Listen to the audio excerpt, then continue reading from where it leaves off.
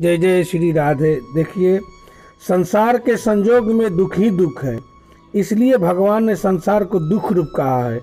दुख संजोग वियोगम योग्य संगीतम दुखालयम, कारण कि प्रत्येक संजोग का वियोग होता ही है और वियोग में दुख होता है, यह सबका अनुभव है। अगर हम संजोग की इच्छा छोड़ दें तो उसका वियोग होने से दुख नहीं होगा। संजोग की इच्छा ही दुखों का घर है। संजोग की इच्छा क्या होती है? जब हम संजोग जन सुख भोगते हैं तो अंतःकरण में उसके संस्कार पड़ जाते हैं, जिसको वासना कहते हैं।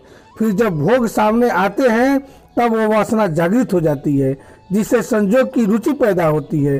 संजोग की रुचि से इच्छा पैदा हो जाती है, और इसलिए भगवान ने कहा है कि संजोग जन जितने भी सुख हैं वे सब आदि अंत वाले और दुखों के कारण है, अर्थात उनसे दुख ही दुख पैदा होते हैं।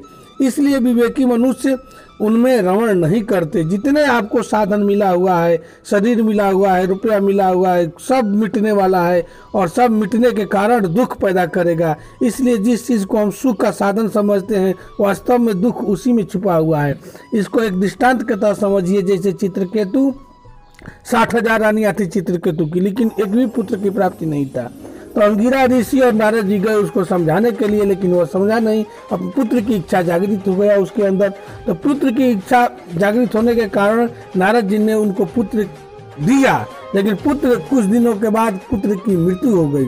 तो जब पुत्र दिया तो उसको कितना सुख की प्राप्ति हुआ, और जब मृत्यु हो गया तो उससे ज्यादा कई गुना ज्यादा उसको दुख के अनुभव हुआ, विलाप करने लगा, प्रलाप करने लगा।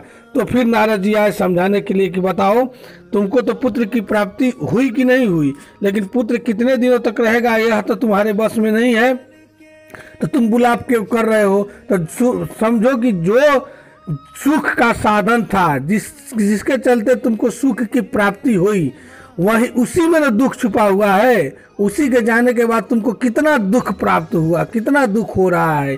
इसलिए जो हम सोचते हैं सुख का साधन, वह प्रत्येक प्रकृति का चीज, प्रकृति का अंग है, वह जाने वाला है, और उसी में हम सुख का साधन खोजते हैं। तो इसी के चलते वह जाएगा तो दुख हम खुद जो है सो उत्पन्न कर रहे हैं। उसी सुख में दुख है, लेकिन हमको अनुभव होता है कि केवल सुख ही रहे, वह अस्थायी रह नहीं सकता। इसलिए जीव को चाहिए कि सुख की इच्छा ही अपने अंदर नहीं लानी चाहिए। जय जय श्री राधे।